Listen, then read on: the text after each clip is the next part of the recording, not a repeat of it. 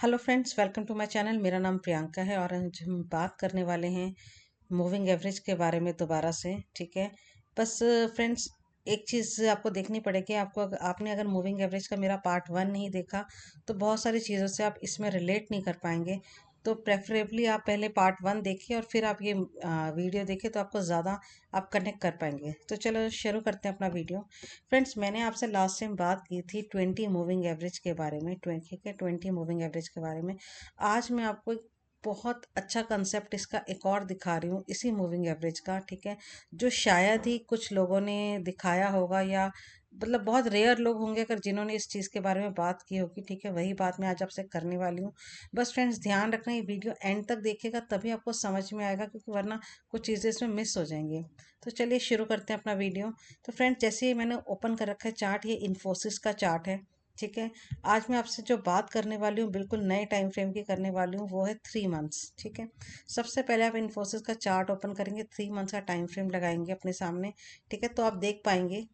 तो यहाँ पे देखिए, मैं आपको क्या दिखाना चाहती हूँ। यहाँ पे सिंपल मूविंग एवरेज लगी है 20। ठीक है, तो मैं आपको ये दिखाना चाहती हूँ। ठीक है, अगर कोई लॉन्ग टर्म इन्वेस्टिंग करता है, ठीक है, आप घबराइए मत, मैं आपको लॉन्ग टर्म इन्वेस्टिंग करने को नहीं कह रही हूँ। अगर आप करते हैं तो बिल्कुल आप इसे यूज़ कीजिए, और नहीं भी करते तो मैं बिल्कुल इसमें दिखाऊंगी कि आप इसी की हेल्प से शॉर्ट टर्म ट्रेडिंग कैसे कर सकते हैं।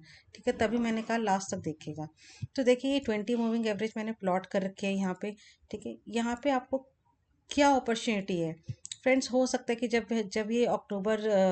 ये 2006 का टाइम हो, ठीक है, बहुत सारे लोगों ने इन्फोसिस के शेयर पर ध्यान ना दिया हो, और या बहुत ही कम लोगों ने इसको परचेज किया हो, आपने ना देखा हो। ठीक है, तो मैं आपको ये समझाना चाह रही हूँ कि ये मूविंग एवरेज की इतनी पावर है, ये आपको बार बार मौका देती है। अगर आपने कोई चीज़ मिस कर दी है, ठीक है, इन्वेस्टिंग के पर्पज से या किसी भी पर्पज से, तो आप इसको दोबारा से इसमें एंट्री ले सकते हैं।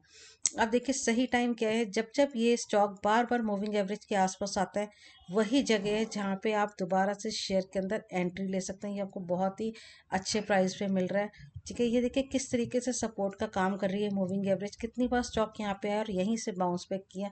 और उसके बाद देखिए, जब यहाँ पर 2020 में कोविड के टाइम पे ये स्टॉक ने नीचे का लो बनाया था, उसके बाद देखिए ये किस तरीके से इसने परफॉर्म किया।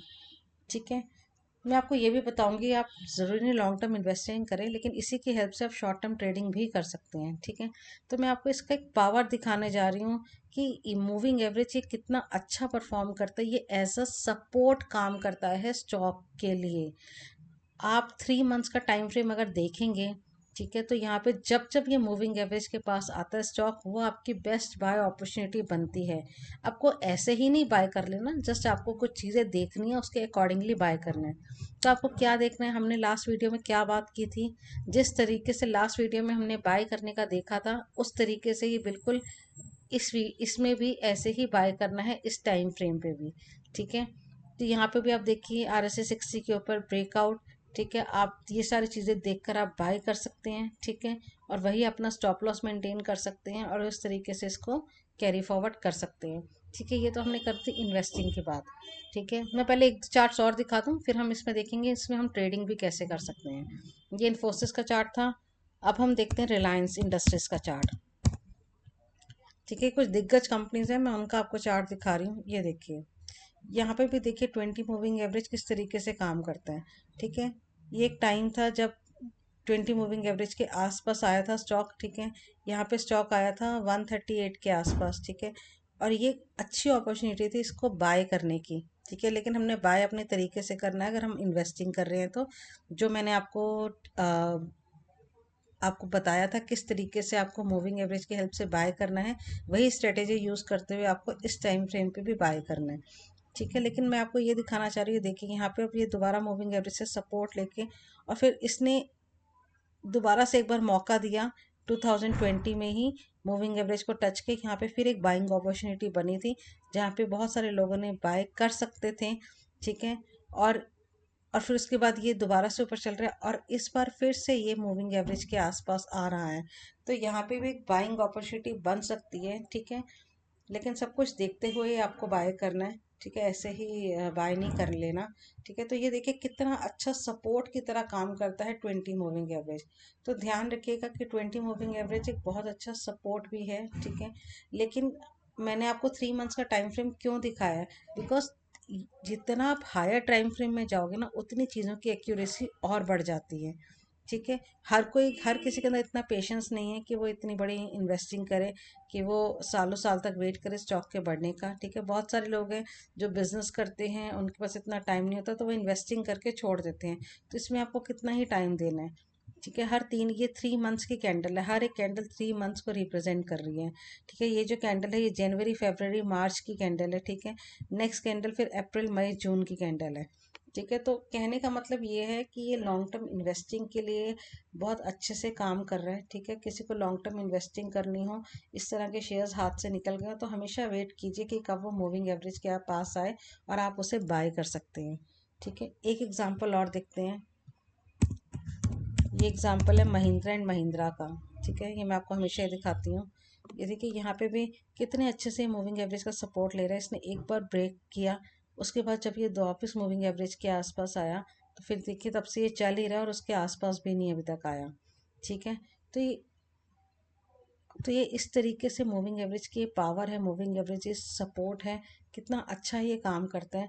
फ्रेंड्स, ये देखना बहुत ज़रूरी था, आपको भी लग नहीं रहा होगा कि लेकिन फिर भी आप देखिए एक चीज़ कितनी इम्पोर्टेंट है, कितना कई बार ऐसा होता है कि हमारे पास फंड्स होते हैं और हम गलत जगह पे इसको बाय कर लेते हैं। ठीक है, बहुत सारे लोगों ने इस जगह पे बाय किया होगा, किसी ने कहीं पे, किसी ने यहाँ टॉप पे भी बाय कर लिया होगा। ठीक है, तो हमेशा अगर आप लॉन्ग टर्म इन्वेस्टिंग करना चाहते हैं तो हमेशा वेट करिए कि जब वो इस मूविंग एवरेज के आसपास प्राइस है तो आपके लिए बेस्ट बाय बन सकता है।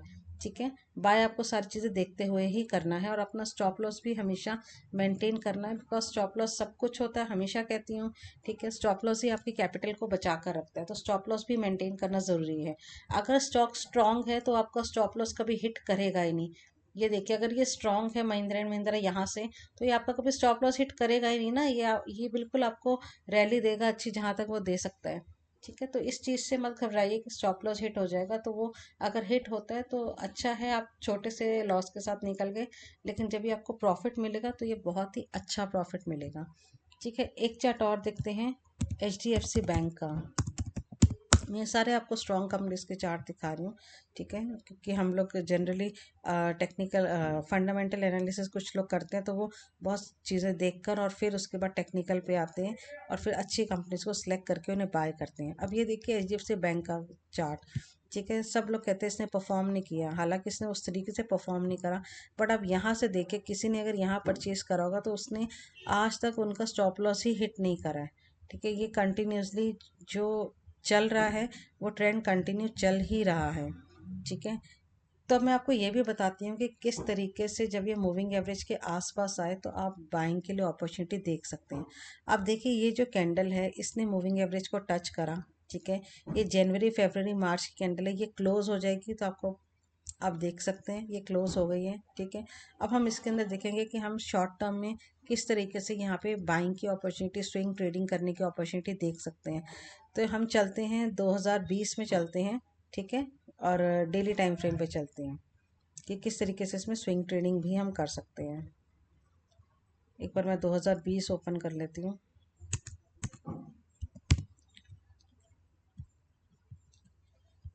जनवरी में चलते हैं। ठीक है, तो ये देखिए जनवरी का चार्ट ओपन हो गया है। ठीक है, अब हमें क्या करना है, ये मार्च में कंप्लीट हो गई कैंडल, अब हमें इसमें बाइंग अपॉर्चुनिटी देखनी है अपनी उसी स्ट्रेटेजी के हिसाब से जो हमने लास्ट वीडियो में सीखी थी, उसके हिसाब से। ये देखिए क्या हो रहा है यहाँ पे, यहाँ कहीं पे बाइंग अपॉर्चुनिटी बन रही है आपकी। ठीक है, आपने यहाँ पे परचेज करा। ठीक है, अराउंड 1000 के आसपास परचेज करा। उसके बाद ये देखिए स्टॉक चल रहा है, चल रहा है, यहाँ कहीं जाके इसने 1050-60 के आसपास इसने स्टॉप लॉस हिट करा, फिर भी आपको एक डिसेंट प्रॉफिट मिला। ठीक है, आपको कुछ पॉइंट्स मिले। उसके बाद फिर से देखिए इसमें फिर से अपॉर्चुनिटी आपको मिल सकती है। यहाँ पे देखिए ये ब्रेकआउट नहीं माना जाएगा, बिकॉज हमें ग्रीन कैंडल से चाहिए। ठीक है, उसके बाद देखिए यहाँ पे ब्रेकआउट हुआ ही नहीं है। ठीक है, तो आप इसको कंसिडर नहीं करेंगे। यहाँ पे देखिए यहाँ कहीं फिर से बाय हुआ, ये बाय हुआ 1160 के आसपास। ठीक है, उसके बाद देखिए ये कंटिन्यूसली चल रहा है और लगभग यहाँ कहीं इसने वन 1360 के आसपास, ऑलमोस्ट 200 पॉइंट्स दिए, एक अच्छा आपको रैली दी। तो इस तरीके से आप 3 मंथ्स के टाइम फ्रेम को देखते हुए भी आप स्विंग ट्रेडिंग कर सकते हैं शॉर्ट टर्म में आकर। ठीक है, तो आप ये देखिए, अब ये जो हमने हमने यहाँ पे बाई करा, ठीक है, इस रेंज के आसपास बाई किया हम लोगों ने। ठीक है, यहाँ पे बाई किया हम लोगों ने। ठीक है, 6 अक्टूबर के आसपास। अब इसे वापस हायर टाइम फ्रेम में देखिए। उस टाइम पे स्टॉक अपनी अच्छी पोजीशन पे होगा, तभी आपको वो रिजल्ट भी दे रहा है। ये देखिए, ये हमारा अक्टूबर का है। ठीक है, ये इसीलिए क्योंकि ये स्ट्रांग है। और जहाँ पे ये वीक होगा वहाँ आपको बाइंग की अपॉर्चुनिटी ही बहुत कम देगा, या एक दो बार आपका स्टॉप लॉस हिट कर देगा। ठीक है, तो आपको ये ध्यान रखना है कि जब ये मूविंग एवरेज के आसपास आए, आपको शॉर्ट टर्म में जाकर उसमें बाइंग की अपॉर्चुनिटी देखनी है कि आप उसे कहाँ पे बाय कर सकते हैं। ठीक है, उसके लिए भी आप कुछ 4-5 स्टॉक्स अपने सर्च करके रखने पड़ेंगे, जो है जैसे HDFC बैंक का मूविंग एवरेज के आसपास आने वाला है। ठीक है, तो फिर से आपके लिए एक अपॉर्चुनिटी मिलेगी, यहाँ पे इन्वेस्ट करने की भी मिलेगी और शॉर्ट टर्म ट्रेडिंग की भी आपको अपॉर्चुनिटी मिलेगी। ठीक है, आप जितना इन एग्जांपल्स को देखेंगे ना, आप कनेक्ट कर पाएंगे कि वाकई में कितना अच्छा काम करता है। डिक्सन टेक्नोलॉजी देखिए, ये एक ऐसा शेयर है, ये देखिए इस मूविंग एवरेज के नीचे ये गया ही नहीं है जब से ये स्टार्ट हुआ और मूविंग एवरेज बननी शुरू हुई है। ठीक है, एक्चुअली मूविंग एवरेज जो होती है ना, वो एवरेज होती है। अब जैसे ये 3 मंथ्स की है, तो 3 मंथ्स के एवरेज के अकॉर्डिंगली हर कैंडल बन रही है। तो ये देखिए, ये इसके आसपास आया ही नहीं और इसके नीचे कभी गया ही नहीं। स्टॉक इतना स्ट्रांग है, सोचे जब ये मूविंग एवरेज के आसपास आएगा तो इस स्टॉक में कितनी अच्छी बाइंग अपॉर्चुनिटी मिलेगी लॉन्ग टर्म इन्वेस्टिंग के लिए भी। ठीक है, और आप उसमें शॉर्ट टर्म ट्रेडिंग भी कर सकते हैं, ये मैंने आपको बताया। तो आपको थोड़ा सा कितना इसमें कितना टाइम लगेगा, आपको हर 3 महीने के बाद चेक करना है कि क्या ये कैंडल इसके आसपास आ रही है। ठीक है, कुछ स्टॉक्स अच्छे सिलेक्ट करके रख लीजिए जिसमें आप चाहते हैं कि यार मैं इस स्टॉक के अंदर इन्वेस्ट करूं, लेकिन मैं सही रेट पे इन्वेस्ट करना चाहता हूं। ठीक है, तो ये सोचते हुए आप अच्छे कुछ स्ट्रॉन्ग स्टॉक्स अपने सिलेक्ट कर लीजिए जो आज बहुत ऊंचे रेट्स में मिल रहे हैं। ठीक है, उनका वेट कीजिए कभी अपनी मूविंग एवरेज के आसपास आए। ठीक है, और फिर आप उसके अंदर एंट्री लें। ठीक है फ्रेंड्स, अच्छा एक चार्ट और देखते हैं। इसमें थोड़ा सा मैं आपको बताती हूँ, ये मैं चार्ट आपको इसलिए दिखा रही हूँ कि इसमें थोड़ा सा विप्सॉ भी है। ये देखिए, ये बार बार मूविंग एवरेज के नीचे जा रहा है, फिर मूविंग एवरेज के ऊपर आ रहा है, फिर नीचे जा रहा है, फिर नीचे जा रहा है, और फिर उसके बाद वो चल रहे हैं। तो ऐसा भी होगा, ऐसा नहीं कि सारे स्ट्रेट फॉरवर्ड चलेंगे, लेकिन आपको मौका वही देगा। ठीक है, जहाँ पे आप सपोज ये मूविंग एवरेज के आसपास आया है। ठीक है, तो आप शॉर्ट टर्म के आप शॉर्ट टाइम फ्रेम में अपना जाएंगे। ठीक है, और वहाँ पे आप इसमें बाइंग करने की अगर आपको अपॉर्चुनिटी मिलेगी तो ही आप बाय करेंगे। और अगर ये ऐसे नीचे जा रहा है, ठीक है, यहाँ पे ये देखिए, ये इतना इसने स्ट्रांगली नीचे क्लोज दिए, तो यहाँ पे कहीं आपको बाइंग की अपॉर्चुनिटी मिलेगी नहीं, आपको यहाँ पे जाके कहीं पे बाइंग की अपॉर्चुनिटी मिलेगी।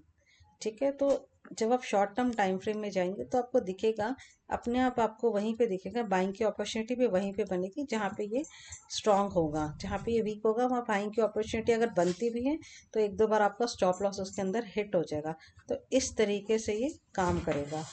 ठीक है, यहाँ पे हम एक और किसी सेक्टर का दे, हमने बैंकिंग देख लिया। ठीक है, इन IT देख लिया।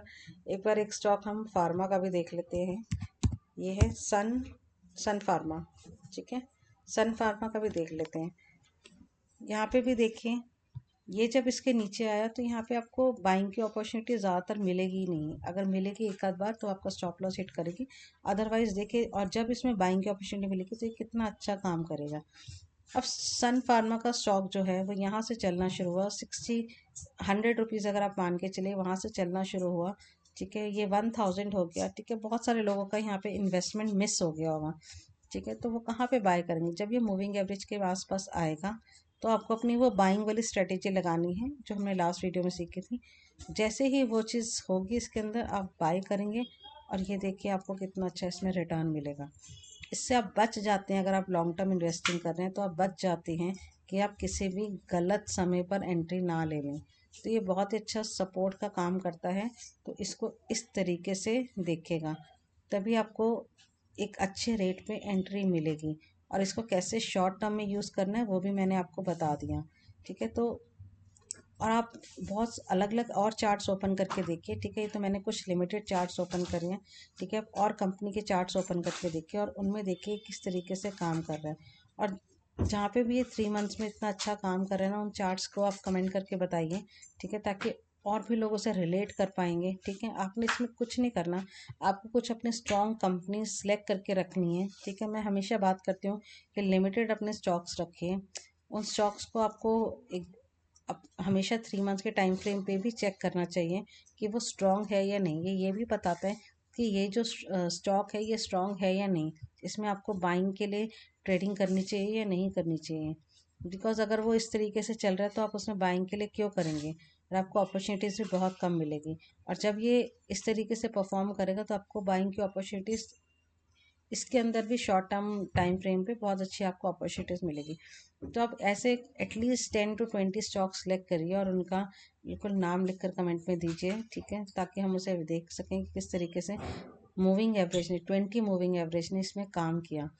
फ्रेंड्स, 20 मूविंग एवरेज का काम अभी भी इसमें भी बहुत कुछ है जो मैं आने वाले इसके नेक्स्ट पार्ट में दूंगी आपको, ठीक है। तो मैं आपको पूरा पावर दिखाऊंगी इस मूविंग एवरेज का, ठीक है। तो आज की वीडियो में मैं आपको इतना ही दिखाना चाहती थी कि लॉन्ग टर्म टाइम फ्रेम में किस तरीके से काम करता है, और ऐसा देखते हुए भी आप शॉर्ट टर्म ट्रेडिंग भी इसके अंदर कर सकते हैं। तो फ्रेंड्स, थैंक यू। अगर आपको मेरी वीडियो पसंद आई हो तो प्लीज़ लाइक शेयर सब्सक्राइब कीजिएगा, ठीक है। थैंक्स अ लॉट फ्रेंड्स, मिलती हूँ आपसे अपनी नई वीडियो में। Thank you, bye bye.